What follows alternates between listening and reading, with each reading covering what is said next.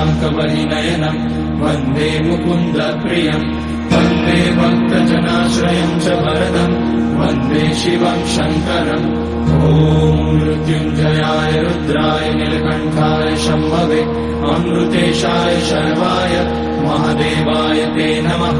नमस्तेऽस्तु भगवन् विश्वेश्वराय महादेवाय त्र्यम्बकाय त्रिपुरान्तकाय त्रिकाग्निकालाय कालाग्निरुद्राय नीलकण्ठाय मृत्युञ्जयाय सर्वेश्वराय सदाशिवाय श्रीमान् महादेवाय नमः।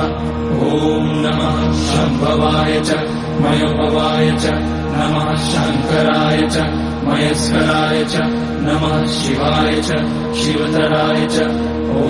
त्र्यम्बकम् यजामहे सुगन्धिम् पुष्टिवर्धनम् उर्वारुकमिव बन्धनान् मृत्योर्मुक्ष्यमामृतात् नागेन्द्रहाराय त्रिलोचनाय भस्माङ्गराय महेश्वराय नित्याय शुद्धाय दिगम्बराय तस्मै नकाराय नमः शिवाय